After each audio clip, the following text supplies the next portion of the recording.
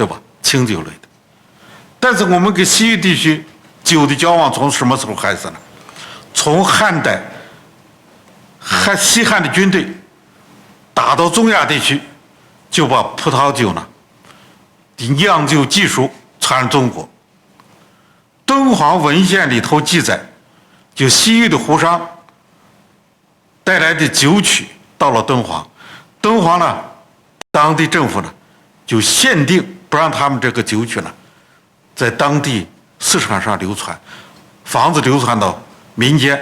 与西汉时候呢，它的酿酒啊是政府行为，不允许民间进行的，私下进行的。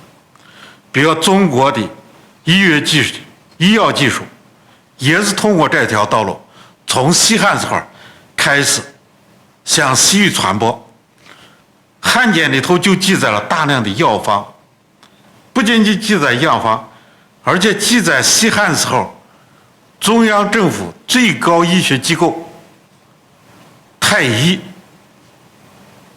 经常到西域地区给西域的龟兹王看病，一看病好多年，而且记载了这些医学家的名字。中国的灌溉水利技术呢，也通过敦煌呢迁入到西域地区。比如说新疆的坎儿井，我们到新疆的坎儿井一讲，它历史说从中亚来的，实际上这是不对的。从哪来的呢？从陕西关中的地区龙首渠取水那一块就是坎儿井的那技术一样的技术，就说明西汉这些屯田部队把这技术带到敦煌西域地区。而且文献里头记载，特别是敦煌文献记载，在甘露2年时候，当时呢西汉的水利工程部队有一个传奇校尉，带着多少人呢？带着大约5000人的水利工程部队到了敦煌开凿水渠。这些人呢，后来慢慢的就到了敦煌往西，到了西域地区。他们在西域地区屯田呢，就把这些技术呢带到西域地区。西域地区农业是汉族这些屯田部队到西域地区结果。这些造像也是一样。第4个，我们谈一下啥东西？丝绸之路新时代的价值和启示。丝绸之路呢，从文献记载说，它3000年；从考古文献上也得以证实。这条道路呢，在张骞之前就存在着，所以我们应该给丝绸之路更充分的认识。我想它新时代价值呢，我们得到这几个方面。一个呢是政治的稳定，是丝绸之路畅通的基本要素。先秦时候发展，那么中国对周边民族，它形成了一种稳定的向心力。为什么我们说它有稳定的向心力呢？在西汉时候，中国的文化、科学技术要远超于周边地区，所以周边呢，它很多西域、汉朝、西域地区的这些政权要求归附于西汉政府，但西汉政府呢，往往不要。比如说，当时生活在巴基斯坦的吉宾国，他一度就要求归附于西汉政府。西汉政府认为他没办法控制，就不让他建立宗族关系。那穆天子西王母见面呢，《山海经》记载，实际上他当时呢，为什么穆天传呢？穆天能见到西王母，敢见西王母呢？他从中原地区赶着他的8匹马，有说是6匹马，浩浩荡荡的给西王母会面了。他的政治影响力啊，国家的强盛在哪儿？那当时中国地区的这个国力多强呢？我们可以用《汉书》记载里头，《汉书》有个宰相叫做冯奉氏，冯奉氏的传里头记载，西汉政府与周边少数民、周边政权的差距多大呢？国力的强盛主要是单兵作战能力，古代是这样衡量的，今天我们也是这样衡量的。那么西汉时候单兵作战能力，西汉给周边民族的单兵作战能力是怎么样子的差距呢？是1比5，就一个西汉的兵可以打周边5个人，所以他派兵打仗的时候，一般都是以1比3来派的。这不是我说的，这是汉籍里头记载的。所以这样子呢，就围绕着向心力存在。那么我们看历史上发展情况呢，只要中央政权强大，丝绸之路呢沿途的安全得到保证，这样子丝绸之路就兴盛就发达，反之呢它就不稳定。历史上这样，今天也是这样子。第二个呢是经济利益的互惠，是丝绸之路发展的基础。我们看到丝绸之路有各种形式的贸易的几个层面。首先呢就是贡赐贸易。贡赐贸易我们看汉代的典籍里头都记载，周边少政权向西汉政府奉献，所谓奉献就是给西汉政府皇帝呢送礼的，但是汉朝政府呢不要，压力很大，就不要里头的含义是在哪一块呢？是西汉政府呢承担不了，就送礼受不起。那么的贡赐贸易之间的比例是多少呢？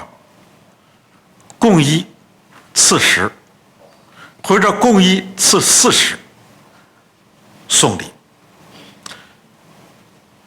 我们为什么这样说呢？是敦煌文献保留一个礼单，这个礼单呢，就当时生活在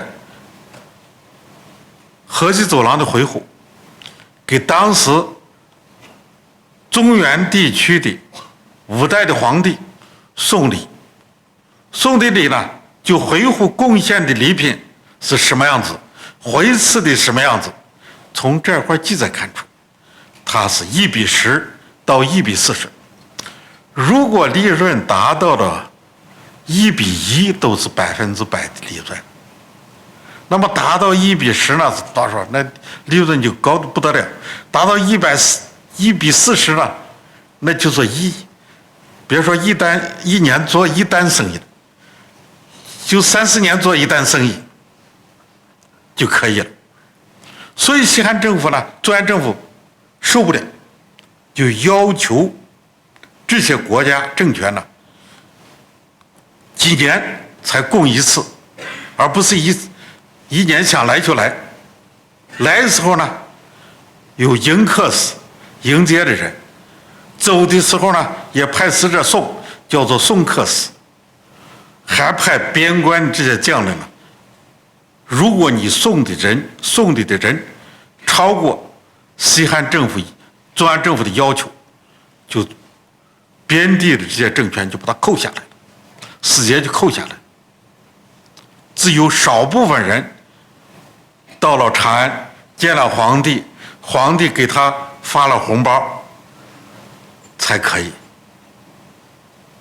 所以我们有时不理解，但是呢，通过这文献呢就可以理解了。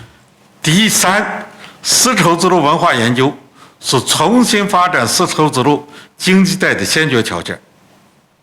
今天我们研究丝绸之路经济带呢，更应该重视丝绸之路文化的研究。古代丝绸之路找古代的沿线不同地区的文化呢连接起来，这些文化呢，通过文物、文献的形式，在丝绸之路沿线的保留下来。我们研究都就是丝绸之路沿线这些文物、文献、文书，主要通过这些文物文献呢，揭示这个地区古代文明是个什么样子，发展到什么样水平，对我们今天带来的经验和教训什么样子，有什么样子的借鉴意义。只要是这样，古代文明呢研究清楚，才有利于丝绸之路的发展。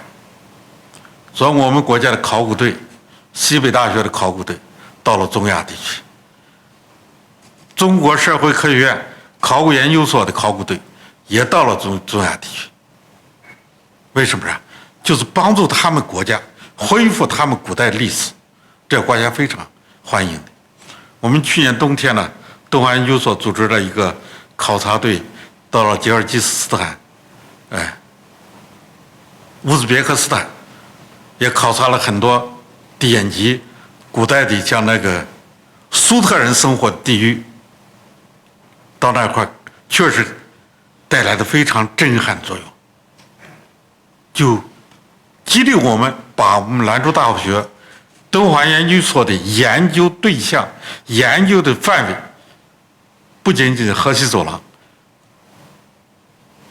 西域地区，就新疆的南北地区，而且要扩展到中亚地区，扩展到更远的地方，才能了解古代人是什么样子、什么原则开通丝绸之路，走丝绸之路。第四个呢，平等贸易是汉唐对外交往的基础，对吧？我们谈到供次贸易，说供次贸易是啥样子？供多次的，供的少次的多，但是多数情况下是平等贸易的。那么在敦煌市场和当时酒泉市场上，把西域地区的供的马匹呢，会同于当时的使节和当地的郡太守进行价格的评估。评估之后，如果评估不合适，人家可以告状。玄觉汉简里头就记载了一个呢，就当时告到哪块，告诉到当时的外交部，由当时的外交部副部长呢，叫做祖克郎中来管查这个事情到底是不是真的。所以通过这些呢，能看出来，平等贸易是整个贸易的基础。只有平等贸易，才能保证这个对外交往的顺畅。好，今天我们就谈到这块儿，谢谢大家。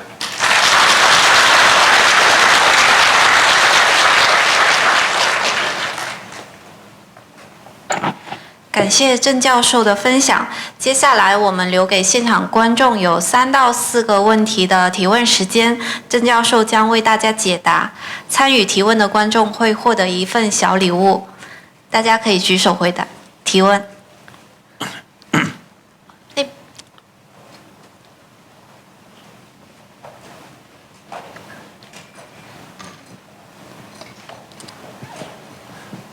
郑老师，我想问一下，就是在这个古代贸易交流的过程中，这个翻译的历史是怎么，或者说翻译是怎么，这个工作是怎么进行的呢？好，这个在汉简里头就专门一个职业，就译人，专门从事翻译的。因为丝绸之路上它有些专业性的贸易团体，比如苏特人，他是多种语言使用者，所以他这个除了专业性的贸易这个翻译人以外呢，他也还有像他今天呢，就是从事这方面的这些人呢，官员等等，他是可以使用外边语言的，所以语言在当时呢，好像行不成障碍。而且在敦煌的遗赞里头，比如说玄觉志，他作为一站，他一站里头专门配置有从事翻译的人，就译人。对，谢谢。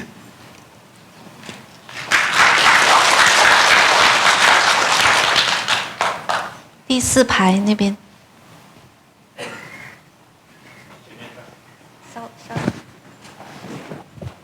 郑老师你好，我想问一下，您刚刚谈到供次贸易，供次贸易和后面的那个朝贡贸易啊，它的这个是不是它最早的这个形态是朝贡贸易？然后这里面，它明清之后，敦煌这边，它这边有它的朝贡贸易或者供次贸易，它是什么样子呢？行，谢谢。因为我们不研究明清历史，但是我研究前面就是说，朝贡，它实际上跟供次贸易就是一样的，就是供次贸易，它的名义呢，都写的是奉献，就是给说白了就是给皇帝送礼，所以在《汉书》《史记》等等文献里头记载有很多这个名称。当时文献记载就是说，都是以奉献为名，实际上做的生意就是商人，说他们都是地位很高，在他们国家地位很低的，但是到了汉朝境内呢，都打着他们国家给汉朝皇帝奉献的名义。这可能在古代呢，它是表示了一个国家对这个国家的，一种附属的承认，然后又这名送礼。但是它实际上结果它都是带着一种很高的这个商业目的的，它不是单纯的送礼。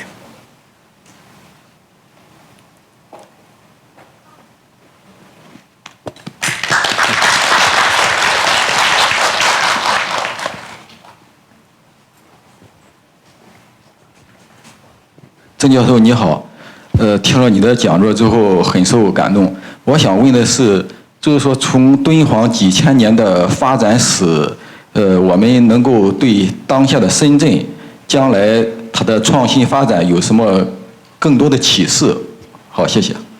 我想这个问题呢，实际上我们今天研究2000年的敦煌，就汉唐的敦煌为什么那么样子兴盛呢？实际上它是汉唐时期中国走向世界的交通要道。汉朝汉武帝时期呢，对匈奴战争呢，大家都跟他说汉武帝好大喜功好战，实际上不是这样子。当时西汉时候啊，东北、北方、西北的河西走廊被匈奴占了。青藏高原的这个羌族呢，也归附于匈奴，动辄出兵10几万，对当时陇西郡、北地郡威胁很大，汉朝政府是走不出去的。就说这个时间段的中国的权势啊，就跟原先周穆王完全是两回事，中国与世界隔绝了。汉武帝发动战争，就是打通向国际的通道。那么当时的河西走廊设置4个郡，它的4个郡的主要作用就是隔断羌胡之通道，把羌和胡之间联系通道隔断了，通西北国。所谓西北国就是西域，河西走廊就这样子，主要作用是这样。那么敦煌也是这样子，就是为了保证丝绸之路安全和河西走廊安全呢，在河西走廊的北边建立了长城，在河西走廊南边呢，沿着祁连山建立了一系列的烽燧遗址，而很多关口，比如说灵居塞对应的是武威塞，还有琼水塞，就是扁渡口这一块，对应的是啥东西？就是居延塞。那么还有往西边呢，就是瓜州的南边榆林库的上游这一块有一个南塞，北边呢对应着酒泉塞，还有阳关对应我们玉门关。它这些关口设置咋弄？就是保证丝绸之路安全，就中国走上丝绸之路。汉唐是为啥这么发达呢？它本身就是接受文化，外来的文化。实际上，中国在历史上对外来的文化消化最彻的一个民族。咱们把外来文化当饭吃，吃下消化了，就变成中国的部分，对吧？那么看到，所以在我们谈到汉唐时间，汉唐时间，中国虽然强大，但是它把文化输出，给世界交流。那么咱们改革开放以后呢，深圳也是走这条路，走向世界，对吧？改革开放这多。